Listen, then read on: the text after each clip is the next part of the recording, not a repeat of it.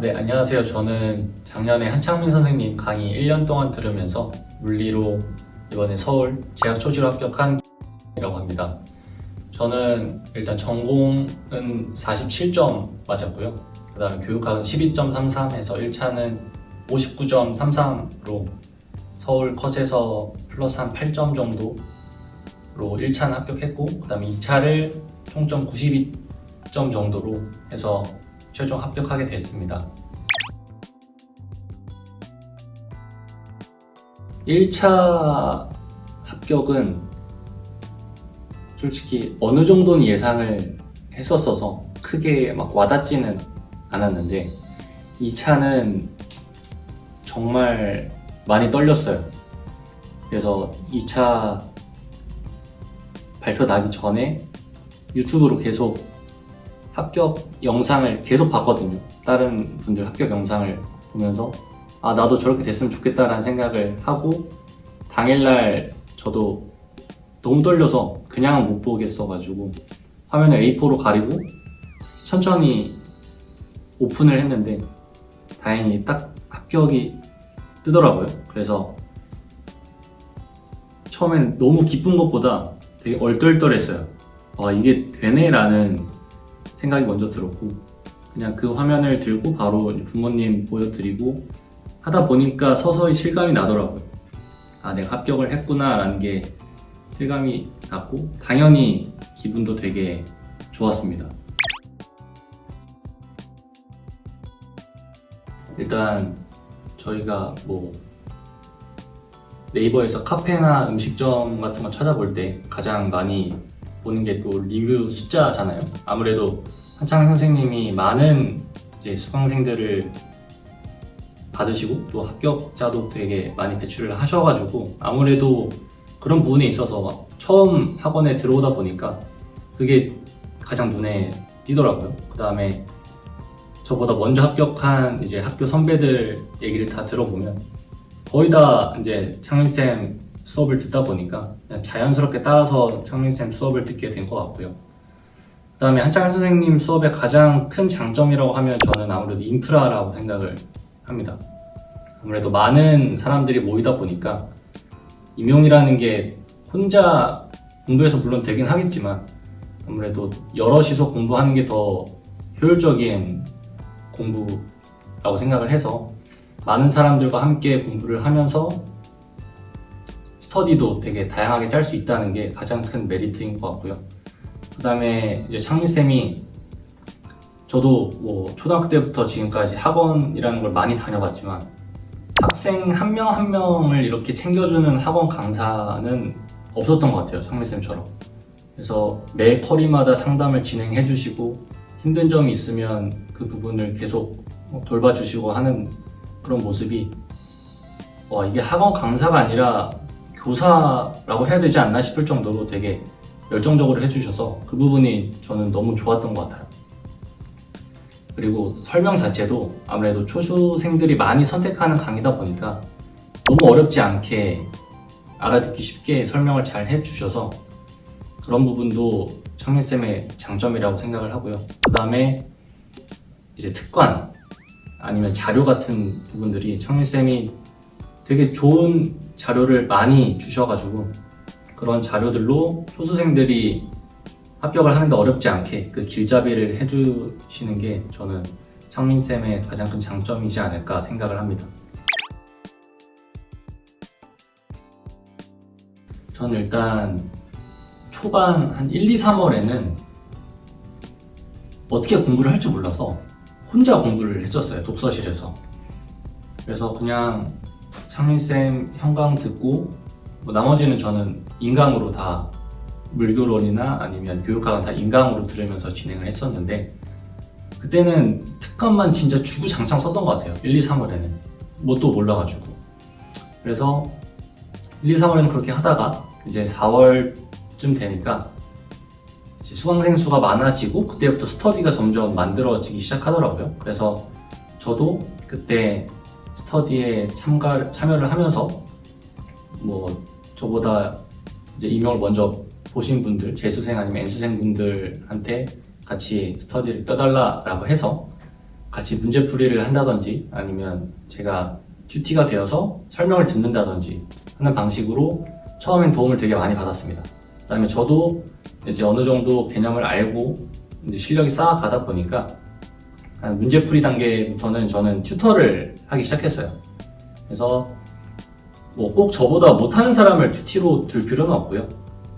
그냥 저랑 수준이 맞거나 아니면 오히려 저보다 잘하시는 분을 튜티로 선정을 해서 제가 앞에 나가서 설명을 하면 그분은 이제 제가 설명한 부분이 틀린 게 없는가 하는 거를 이렇게 서로 보완해 주면서 하는 방식이 전 1년 동안 그렇게 했던 것 같아요.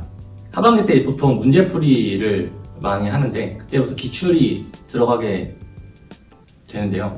재수생 아니면 N수생 분들은 기출을 이미 많이 풀어보셨다 보니까 다른 문제들을 많이 풀려고들 하세요. 다른 모의고사 같은 것들을.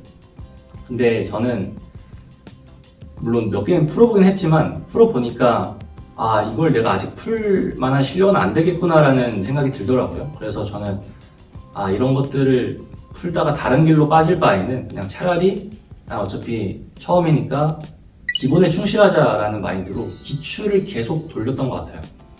그래서 하반기에는 문제를 풀되 기출 문제를 베이스로 하고 그 다음에 창민쌤의 모의고사 그 다음에 주옥 문제 같은 것들 학원에서 내주는 것 위주로만 전 했던 것 같아요. 뭐 다른 것들을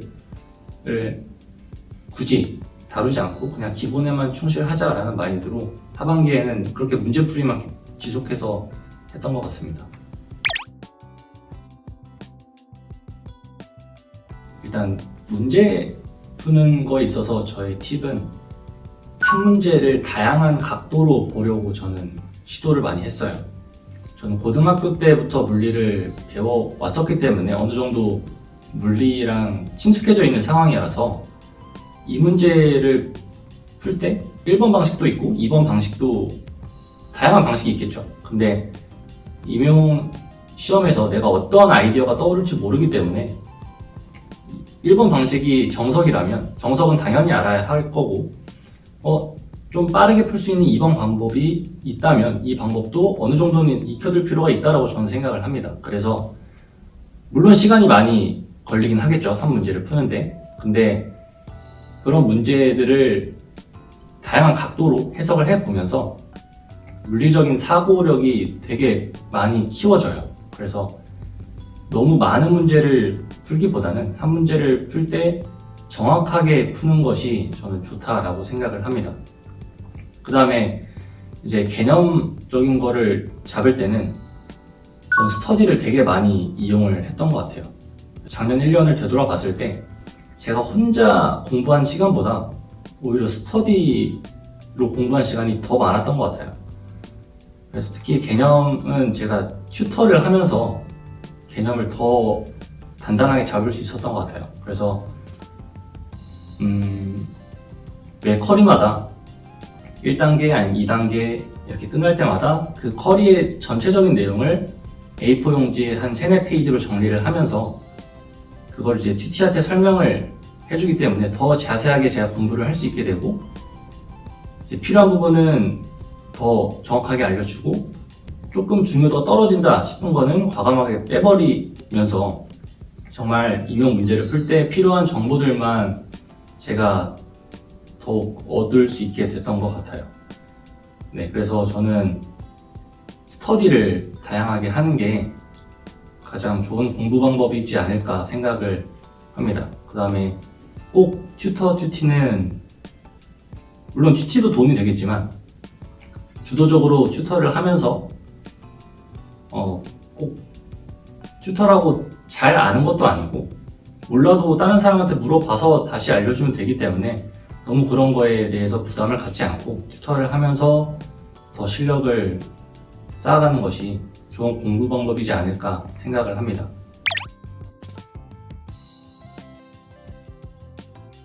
저는 재학 초시다 보니까 5월 달에 교생 실습을 다녀왔어요.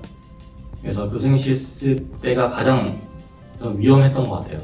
그때가 날씨도 풀리고 또 창립생 커리 중에서 어려운 부분을 나갔던 시즌이라 그게 다 겹치다 보니까 창민쌤 수업을 듣기도 너무 힘들었고 노량진에 와서 공부를 하는 것 자체가 너무 힘들었어요. 근데 저는 그때 일반파고 왔을 때 오히려 이걸 극복하려고 너무 애쓰면 더 빠져들게 되거든요. 그래서 그걸 너무 극복하려 하지 말고 그냥 슬럼프가 왔구나 라고 받아들이시고 그냥 그때 놀아도 상관없습니다. 대신 공부를 놓지만 않으면 돼요. 뭐 하루에 한두 시간만 하더라도 어차피 시간이 지나면 자동적으로 극복이 되기 때문에 슬럼프가 왔다고 해서 너무 자책하시지도 말고요. 그냥 슬럼프 왔구나.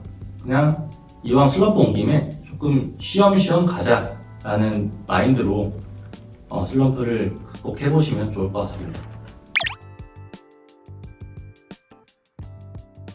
저도 임용이라는 거를 오래 공부는 하지 않았지만 제가 1년 동안 공부를 해보면서 느낀 게 너무 부담을 안 가지셨으면 좋겠어요. 너무 부담을 갖게 되면 어떤 성적이 안 나왔을 때의 자신에 대한 뭔가 자책을 하는 경우가 굉장히 많아요. 특히 창민쌤 문제가 생각보다 많이 어려워요. 그래서 심지어 시험 보기 한 달 전에 모의고사 때도 성적이 정말 안 나옵니다. 막 20점대 나오고 10점대 나오고 막 그래요. 근데 그때 임용 한 달밖에 안 남았는데 나 어떡하지? 라는 생각을 하면 그때부터 이제 무너지게 되는 겁니다. 그래서 너무 부담을 갖지 말고 이 창민쌤의 모의고사 성적과 임용 성적은 전혀 관계가 없기 때문에 그냥 공부한다라는 마인드로 임해주셨으면 좋겠고 그 다음에 자기 자신을 믿었으면 좋겠어요. 그러니까 나 그냥 잘 하고 있으니까 너무 다른 사람들 의식하지 말고 다른 사람들이 뭐 다른 문제 푼다고 해서 꼭 따라가야 되는 것도 아니고 그냥 지금 하고 있는 것만 충실히 하면 된다라고 생각을 합니다. 그 다음에 1년이라는 게 짧으면 짧을 수 있지만 또 굉장히 긴 시간이잖아요. 그 긴 시간 동안 매번 매순간 열심히 할 수는 없기 때문에 자신에게 주는 보상은 꼭 있어야 한다고 생각을 해요. 그래서 뭐 너무 많이 노는 것도 문제가 되겠지만 하루 열심히 공부를 했으면 뭐 한 반나절 정도는 자신을 위해서 자신이 좋아하는 뭐 게임을 할 수도 있고요. 아니면 뭐 쇼핑을 하던 아니면 어디 놀러를 가든지 해서 자신이 꼭 환기할 수 있는 그런 분위기를 만들어 줬으면 좋겠습니다. 그래서 1년 동안 저는 가장 중요하게 생각하는 게 지치지 않고 그냥 창민쌤 강의를 쭉 완강만 해도 합격할 수 있는 지름길이지 않을까 저는 생각을 합니다. 뭐 제가 대단한 사람이라 임용을 합격한 게 아닌 거를 꼭 말씀드리고 싶고 여러분들도 다 훌륭하신 분들이라서 꼭 이제 합격하실 수 있을 거라고 저는 생각을 하고요. 그래서 아까도 말씀드렸지만 공부를 할 때 너무 부담만 가지시지 않으면 임용이라는 게 충분히 합격을 할 수 있는 시험이라고 저는 생각을 하기 때문에 지금처럼 열심히 하시면 충분히 좋은 결과 있을 거라고 생각을 합니다.